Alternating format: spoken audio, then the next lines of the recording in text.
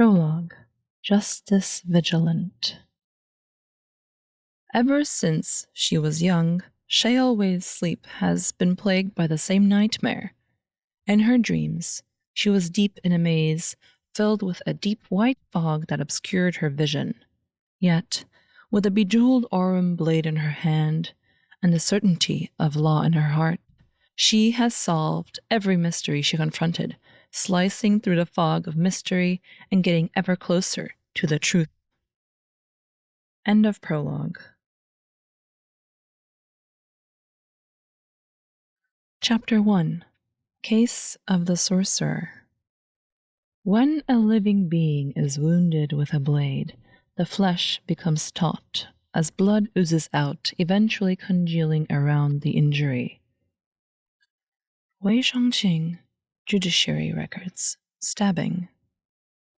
It was getting late, and the atmosphere at the Liu family mansion was lively as people feasted and drank the night away. As a wealthy and illustrious family, well known in the area, no expense was spared in the holding of this banquet. Master Liu, the patriarch, was seated next to the head of the table, a position occupied by a snowy-haired sorcerer with a unique charisma. All of a sudden, a few knocks on the door echoed, and the guests, who had been all smiles and chuckling, became completely silent. Looks of terror were etched onto their faces, with Master Liu looking particularly ashen, as if he had just seen a ghost. He grabbed the arm of the sorcerer next to him tightly, his unease apparent. "No puny spirit would dare cause trouble while I'm here." The sorcerer nodded towards Master Liu and assured him, "Fret not, Master Liu, you merely have guests." Master Liu gave a command, and a servant proceeded to open the door while trembling in fear. The guests who had arrived were, of course, no spirits, but government officials. The servant was obviously relieved at this revelation, but was immediately wary again after seeing the warrant and stony expressions on their new guests' faces. He hastily retreated to make way for them.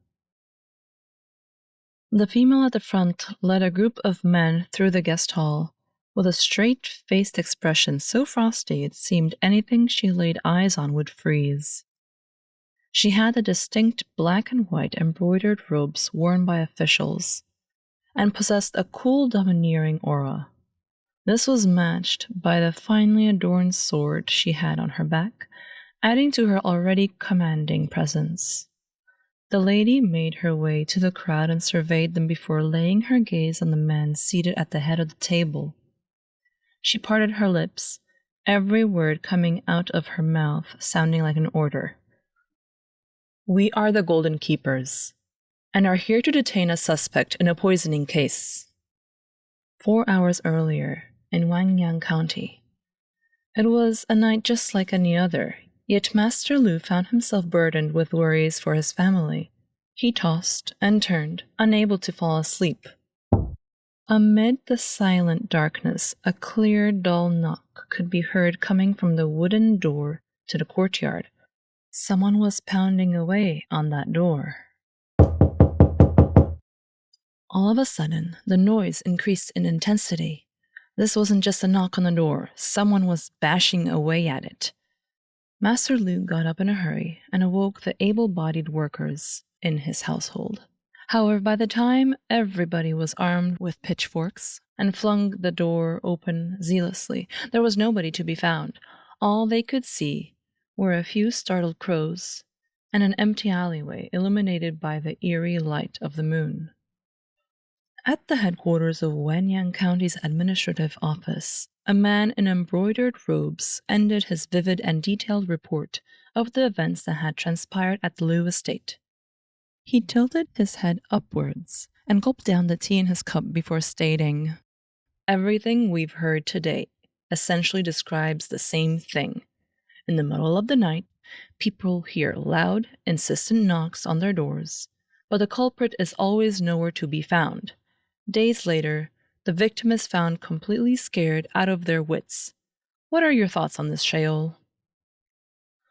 The girl called Shayol looked completely unperturbed as she continued to sip her warm tea, pondering the events of the case.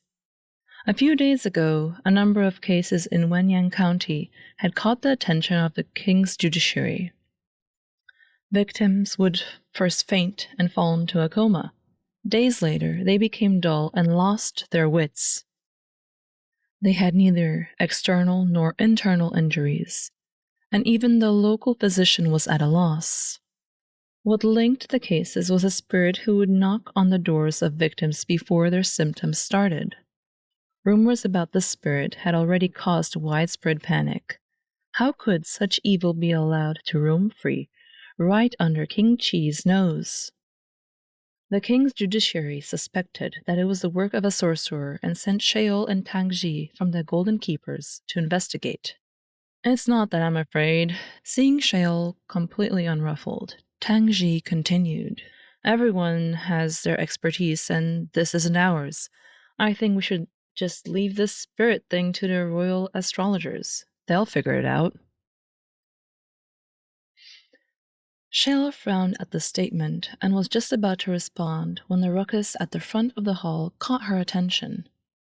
A few workers had entered while carrying a body, with a suspect and a few eyewitnesses in tow. The suspect was a young girl with stained red hands, quivering in trepidation. Surprisingly, her face was rather clean. An attractive lady, who looked similar to her, held the girl tightly in her arms, sobbing uncontrollably. The gazes of the eyewitnesses towards the pair were filled with sympathy. Even before being asked to speak, the eyewitnesses began to chatter away. Apparently, the woman's husband had died a long time ago, and the mother and child were often harassed by the local hoodlum, Zhang San. At some point that day, Zhang San got into their house and waited until she returned home at noon.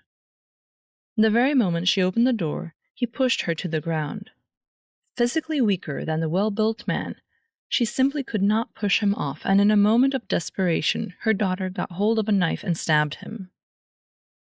There have been so many rumors about a spirit causing trouble lately. Only Zhang San would dare drink into the wee hours every day before heading home. Maybe he was possessed?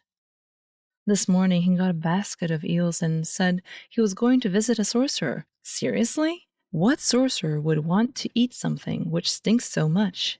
He seemed all right after the visit, but then got himself so drunk. This sorcerer is some living deity who lives on some mountain in the south. Zhang San must have offended the man. If this is his retribution, it's exactly what he deserves. Shayol heard the whispers going around. Without waiting for a rundown on the condition of the body from one of the workers, she gave Zhang San a quick once-over, and her brows furrowed. She produced a silver needle, which was around 4 inches long, and inserted it into the body's throat. There aren't any obvious external injuries. He might have been poisoned. Shayol took out a few pieces of paper from her pocket and stuffed them into Zhang San's mouth, perhaps to act as a seal, and said to a worker, "Get me some soapy water." Tangji had only just wrapped his head around all that had happened, but immediately felt faint again after hearing what she said. He choked out, "The guy's got a huge hole in his heart, and you're saying it isn't obvious? You have a whole crowd of people who saw everything, and they all said it was the work of the little girl." It's obvious from the bloodstains on him that something's off. There's too little blood. Seeing as the needle test would need a bit of time before the results showed, Shayol ripped Zhang San's clothes to reveal the chest wound.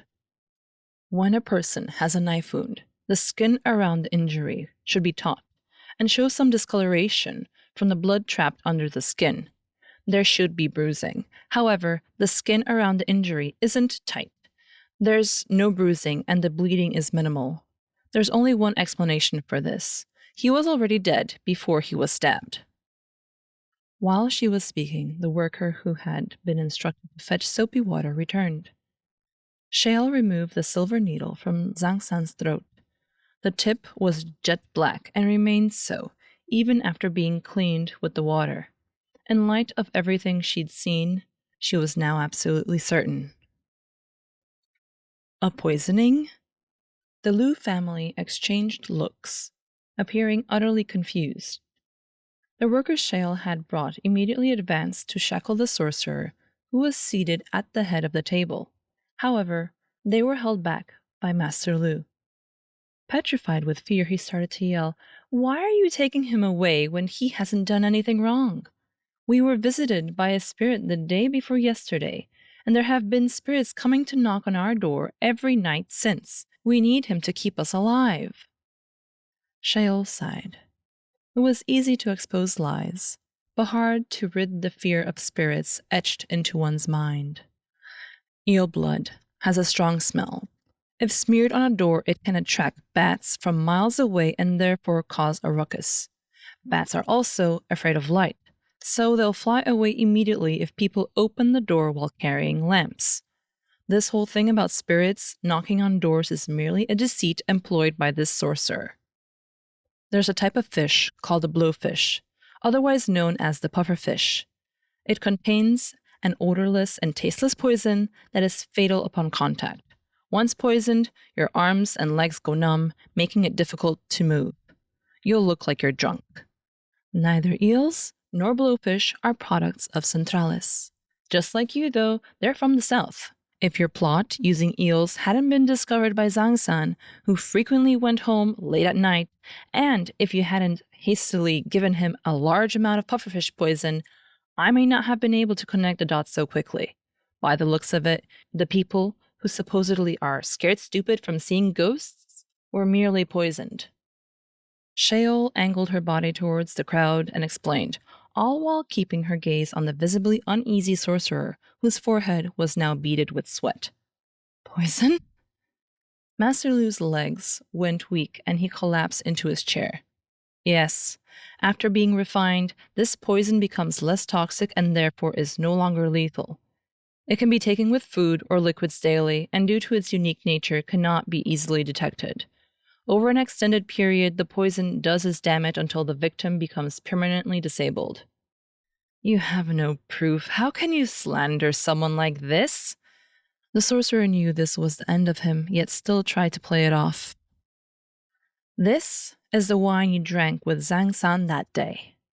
The sorcerer saw the jade flask Shayol produce and immediately went pale. She continued, "There were only 4 hours from the moment Zhang-san left your home until his death.